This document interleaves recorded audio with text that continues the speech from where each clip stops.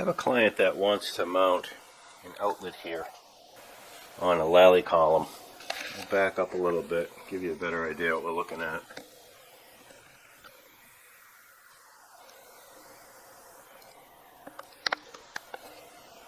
After thinking about it, I attached this wooden nailer to the Lally column with two hose clamps, one here at the top and one way down here at the bottom, and that holds this nailer really solidly to the column.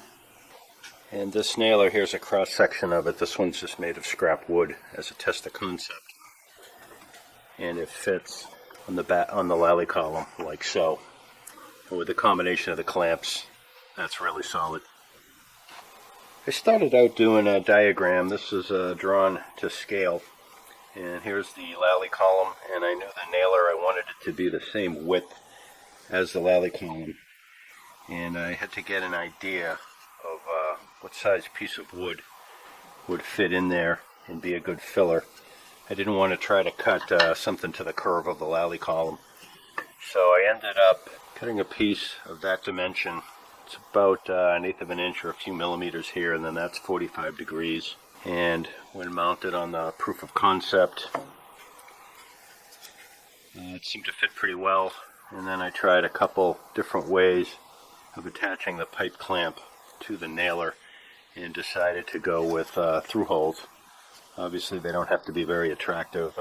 Nobody's ever going to see them. This gives a detail on how it's finished. This electrical box is just screwed to the nailer. These holes are covered with aluminum duct tape, stuff made of aluminum. The front and back will have a piece of plywood that will be nailed to the nailer to form the plate facing the outlet. And on the bottom of all the wood pieces, I have some little bits of PVC to get the wood up off the concrete. To cover these sides, I have a 3/8 inch thick piece of wood right here that will be used to cover the exposed edges of the plywood and cap the internal workings of the assembly. And here's an example of a finished assembly. This one has an outlet and a switch in it. The switch here operates the lights on this side. And if I come over to this side, there's a switch here that operates lights with another outlet down low. So the thoughts were this was not just a convenient place to put the outlets and the switches, but we wanted an assembly that was not overly bulky. So we went with thinner materials. Well, that's all I have for this one. Well, if this is your first time at my channel or you're a regular here, I appreciate you coming by. Feel free to leave a comment. I love reading them, and I look forward to you guys stopping by on the next one.